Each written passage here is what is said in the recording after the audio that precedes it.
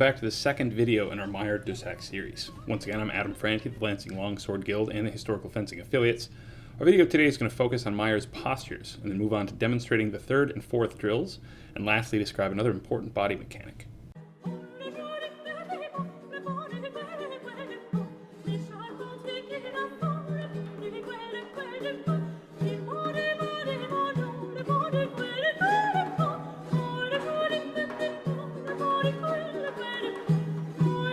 Meyer divides his Dusack postures into two groups. The first he calls the first five, comprising Zornhut, Stier, Mittelhut, Eber, and Wechselhut. All five of these, demonstrated here along with their images from the treatise, can be done on either side of the body. In the interest of time, I'm only demonstrating one side, but later videos will cover the postures in much greater detail.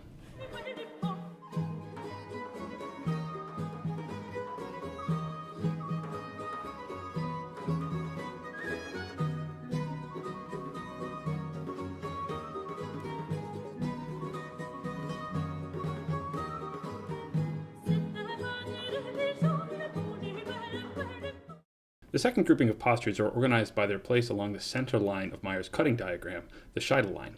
Starting at the top, we have Wacht, then Längor, which is also called Gerade Versatzung and Schnitt, then Basti in two forms, and finally Bogen. Again, later videos will go into much greater detail about the use and form of these postures.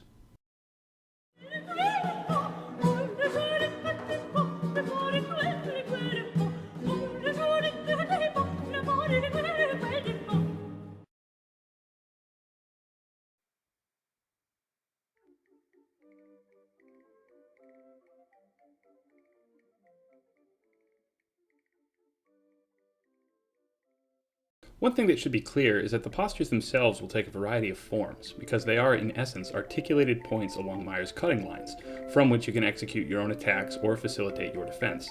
Describing postures in the longsword section, Meyer tells you that you should not linger in any posture for longer than the blink of an eye.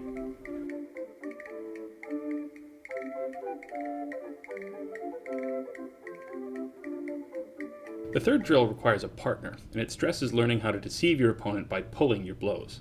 This is easier to do if your cuts are powered by your hips, as shown in the last video, and working with a partner will let you practice pulling your cuts depending on where your opponent will intercept them. The fourth and final drill is actually divided up into three parts. All are combinations of cuts thrown along the vertical diagonal lines and across the middle in different combinations. I'll let the video speak for itself here along with some handy diagrams.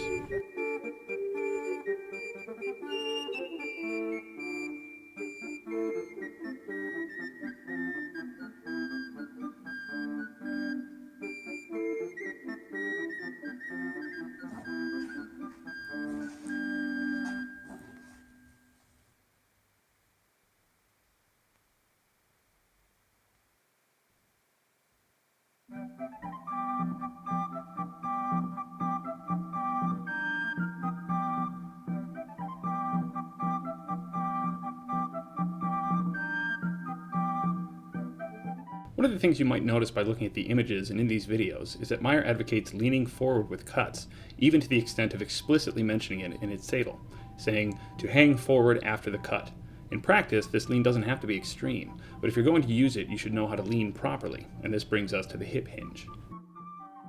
If you're a weightlifter, you probably already know this, but a hip hinge is simply a bend around the fulcrum of your hips, rather than bending with the lower back. It helps to visualize the bend as forcibly shifting your hips backward while you lean.